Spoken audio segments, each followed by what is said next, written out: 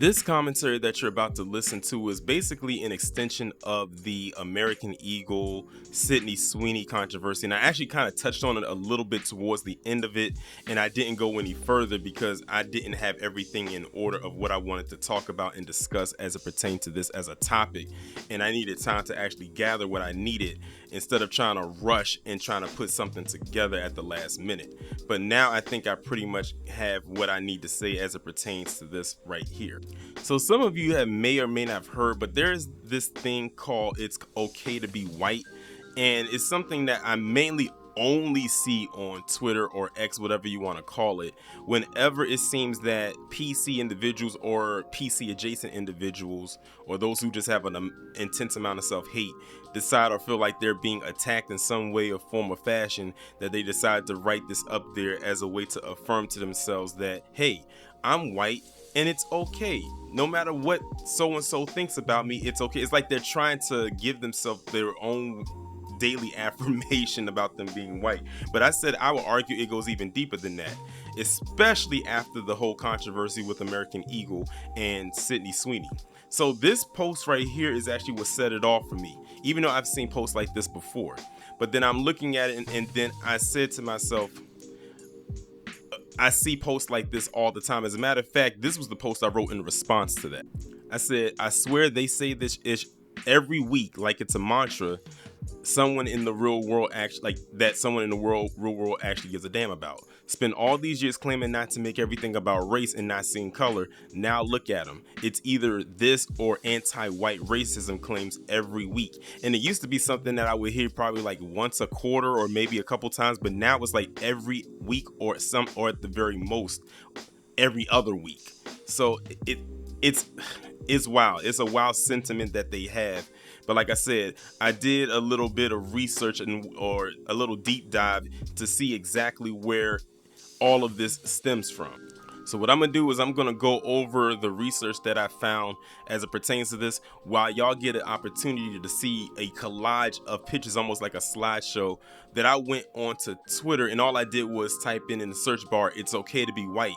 And I want y'all to just look and listen to what they said, and also to the information that's being delivered at the same time. In a time where discussions around race and identity are more prominent than ever, it's easy to overlook the subtle and sometimes overt ways online campaigns can shape public discourse. One such phrase has recently gained attention, and that phrase being "it's okay to be white." But what does it actually really mean when such a statement is used as a weapon in the digital culture war? Today we're going to dive into the origins, the impact, and the real-life implications of this phrase. At first glance, "it's okay to be white" might seem like a simple affirmation, but as we'll see, the phrase has taken a more controversial role, often wielded as a way to dismiss critical conversations about race, privilege, and systemic inequality.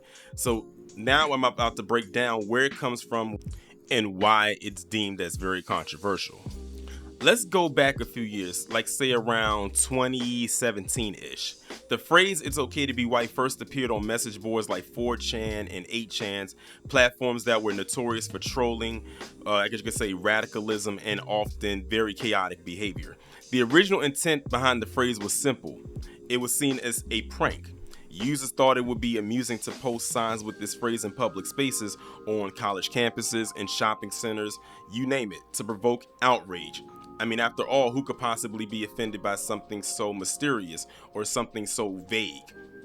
But as you can see, as time went on, they took it, ran with it, and then it has spiraled into what it has turned into today.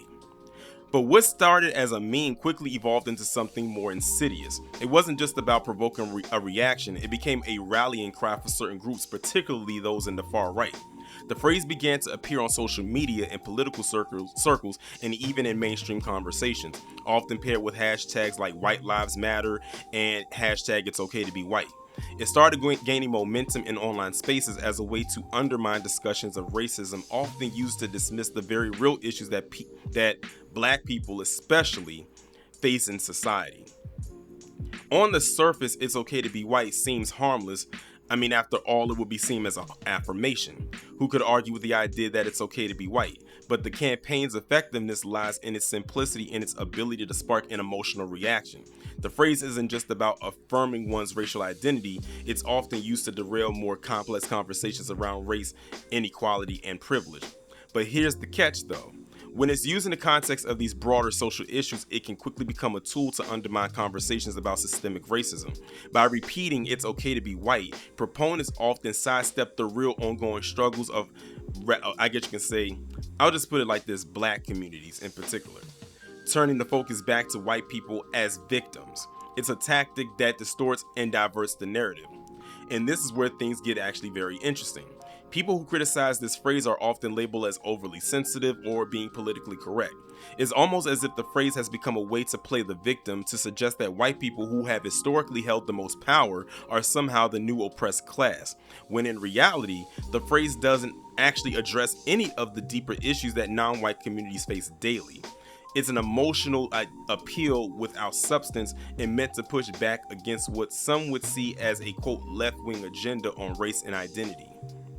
As the phrase ended up getting more traction, it began to be weaponized in public spaces, from university campuses to political debates. It's okay to be white began to appear as a sort of a badge of defiance, a symbol for resisting what some perceived as an unfair anti-white bias in media and politics. It's been displayed on flags, posters, and even graffiti in various parts of the world.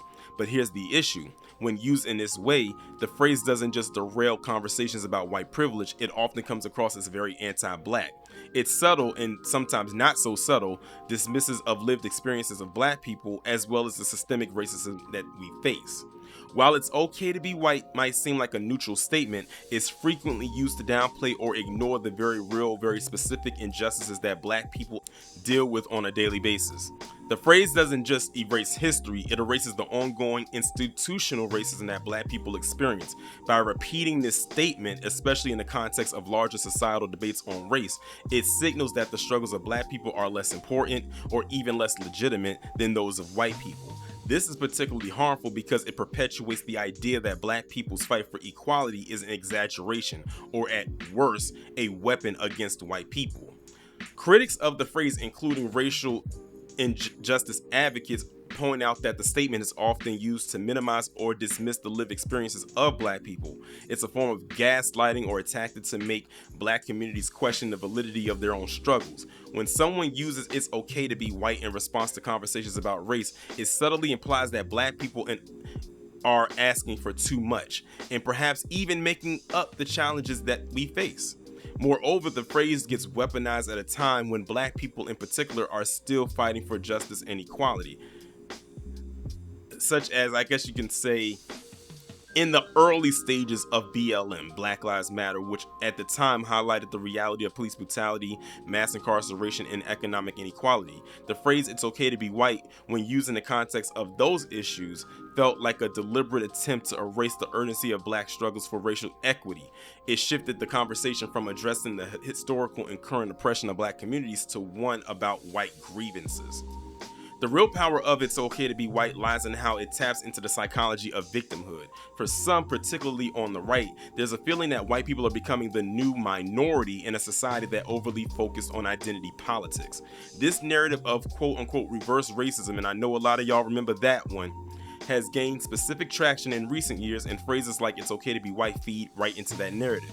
But it is a dangerous slippery slope, because when you frame discussions around race as a battle for who was the most oppressed, also known as the Oppression Olympics, you undermine the real fight for racial justice. It becomes less about equality and more about defending sides in a cultural war. On a broader scale, these kinds of campaigns don't just live in the digital realm, they have real-world consequences. The rhetoric around phrases like "it's okay to be white" contributes to the polarization and political discourse, furthering entrenching tribalism. The idea that you're either for or against something like this phrase can close down meaningful discussions about race and prevent people from addressing the root causes of inequality. And of course, not everyone who uses the phrase is going to see it that way. Many who defend it argue that it's simply about standing up against what they perceive as an overemphasis on race in society. And for them, the phrase "it's okay to be white" is about resisting what they see as a growing culture of victimhood that is unfairly targeting white people. Some people genuinely believe that white people are unfairly demonized in today's political climate. They argue that it's important to remind people that no one should be ashamed of their race, or on the surface, that's a reasonable point, but that's the reality is that it's okay to be white is rarely used in this positive, affirming way. Instead, it's often used to invalidate conversations about privilege and historical inequities. One of the key factors that makes this phrase so effective is the way it spreads online spaces. Platforms such as 4chan, Twitter, especially, as y'all can see by the collage of pictures that are popping up, that's where all of these posts came from, was on Twitter. And Reddit provide a fertile ground for these kinds of divisive ideas to flourish. With the anonymity of the internet, people are free to post anything without fear of real-world consequences, allowing ideologies like this to grow and evolve into dangerous ways. In a broader issue, this is part of a larger conversation about identity politics. As discussions about race and privilege become more mainstream, they also become more polarized. Online campaigns like this push into either or thinking. Either you accept the narrative of racial justice or you're branded as a snowflake or something along those lines. This is a very binary way of thinking, and it doesn't leave room for nuanced discussions or understanding the complexities of race and identity. In conclusion, though, while it's okay to be white may appear innocent on the surface, it's a phrase that's been weaponized to derail important conversations about race and privilege. The campaign behind it highlights the complexity of today's culture wars, where even simple statements can take on dangerous and divisive meanings. So that's really pretty much that I had to bring for as far as this topic goes. And like I said, if you notice, if you look at the times of all of these posts were made after the backlash from that American Eagle Sydney Sweeney ad. And that's where all the whole, oh, it's okay to be white popped up. Like I said, I've seen these posts before, but it was an influx. All you have to do, if you don't believe me, if you have a Twitter account, just go on there, type in the search bar, it's okay to be white, and watch all of the posts pop up and highlight or mention Sydney Sweeney. Some of them in these posts that I screenshotted have her picture there, whether it's the American Eagle ad or maybe another imagery of her somewhere in some capacity. But like I said, they're using this ad as a way to push that it's okay to be white campaign, or that it's okay to be white narrative. And we know exactly why they're doing it. But for some people who were unaware of the whole it's okay to be white campaign, I just gave you a slight rundown of what it is. It's probably a lot more definitely into it, but if this was your introduction to it, then I was glad to be of some service in some kind of way. But y'all let me know what y'all think about this down in the comments, and I will talk to you in the next one.